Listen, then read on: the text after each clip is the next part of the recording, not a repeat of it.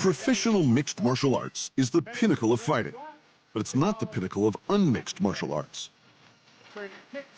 For that, we have the Olympics. And before the 2024 Paris Games kick off in July, Full Combat is going to take you through the 6 types of unarmed combat, starting with the baby of the bunch. Taekwondo. As with most East Asian countries, Korea's martial arts history goes back thousands of years. But it wasn't until after World War II, under Japanese occupation, that Korean martial arts schools became known as kwans. Heavily influenced by Japanese karate, judo, and kendo, as well as Chinese and Manchurian kung fu, the 9 original kwans formed the first unified association in 1959.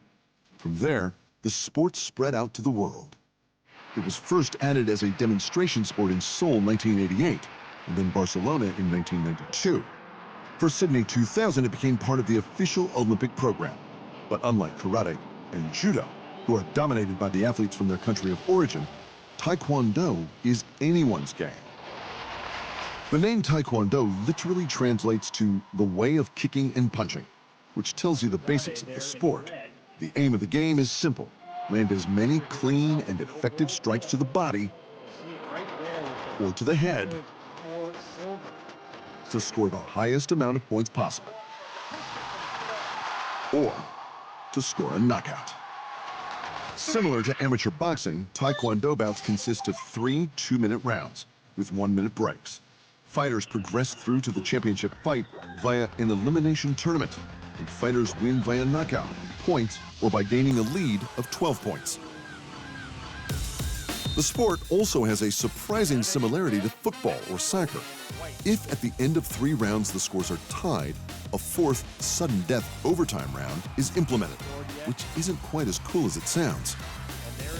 It's basically the old golden point or golden goal decider, with the first fighter able to score a point being awarded the win. There is no literal sudden death, like in an 80s action film, but it does make for some incredibly tense climaxes.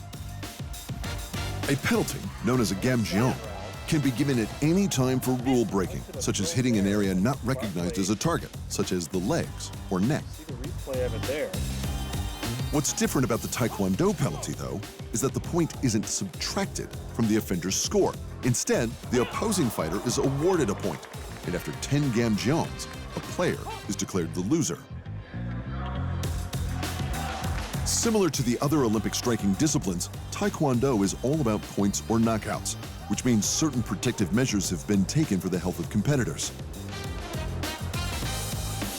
While there are 8 weight classes at World Championships, men and women compete in 4 at the Olympics.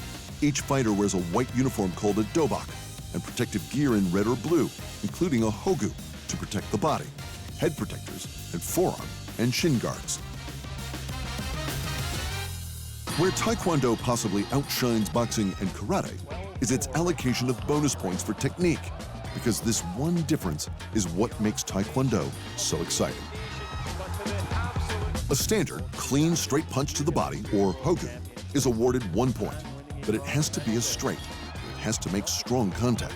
You can land hooks, uppercuts, and even jabs to the body, but you won't score points. Then there's a regular kick to the hogu, with no added spinning or turning, which scores 2 points.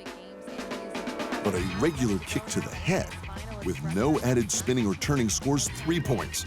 And you can see where this is going. A technical kick, which is a kick that involves turning or spinning to the hogu, scores 4 points. And the granddaddy of them all, a technical kick that involves turning or spinning to the head, is worth 5 points. Unlike the other Olympic combat sports, Taekwondo's focus on spinning attacks, particularly with kicks to the head, makes it the most dynamic and occasionally devastating combat sport at the Games. And does this flamboyant devastation translate into mixed martial arts? You bet it does. Just look at the former UFC champion Taekwondo black belt Anthony Pettis, who is renowned for his Showtime kick. Showtime's highlight reel heir apparent, the Mexican interim featherweight champ Yair Rodriguez, has Taekwondo as his base discipline. The American two-time strawweight champion Rose Namajunas is a Taekwondo black belt, as is the most dominant women's flyweight champion in UFC history, Kyrgyzstan's Valentina Shevchenko. But the biggest name and the biggest proponent of Taekwondo and MMA is the GOAT, Brazil's Anderson Silva. Widely regarded as the best striker in UFC history, the Spider's innovative and stunning techniques have their base in Taekwondo's attack style. In fact, Silva's love for the accuracy, speed, and lethality of Taekwondo is so strong that he even attempted to make the Brazilian Olympic team in 2016. And if it works for the greatest of all time, then it's absolutely worth watching at the 2024 Games in Paris. Thanks for watching, and remember, if you want more fight sports in your life, just hit the subscribe button.